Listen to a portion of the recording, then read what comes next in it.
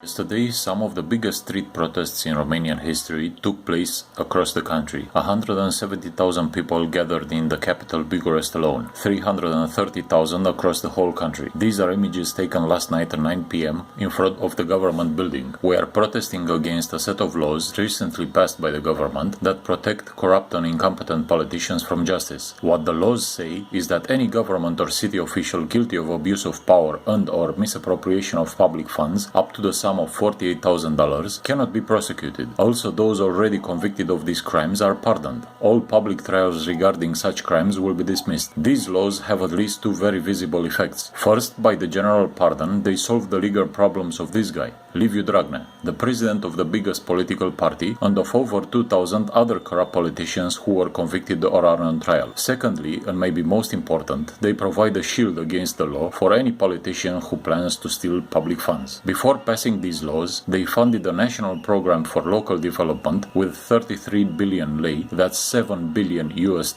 or 6.6 billion euro. These funds are to be spent with the approval of the Ministry of Local Development, Mrs. Sevil Shaideh, by the local authorities with no oversight or approval of projects. What this actually means is that the PSD party is going to pay its supporters from public funds, lining the pockets of corrupt politicians and business people. How do you steal public funds with the protection of the law? Let's say you want to steal $1 million. All you have to do is break the sum up in chunks smaller than $48,000. You can make 25 contracts with corrupt business people for $40,000 each and then do whatever you want with the money. If anybody following an investigation can prove that you misappropriated funds in some of the cases, you simply give the money back and no harm will come to you. You don't go to jail, you don't lose the position in office, and also you get to keep the rest of the money that they could not prove you stole. If you believe that $48,000 is not a big sum of money, consider that this is the amount a school teacher earns in 10 years in Romania. The Romanian government is currently run by a gang of criminals that are planning the biggest robbery in Romanian history. They plan to rob the country's budget, making sure that they cannot be punished for it. The money they plan to steal is hard-earned taxpayer money that we want to be used for roads, schools and hospitals, not for making a lot of rich people even richer. We want all corrupt politicians and business people to go to prison. The Romanian people and the country president Klaus Iohannis, an anti-corruption champion,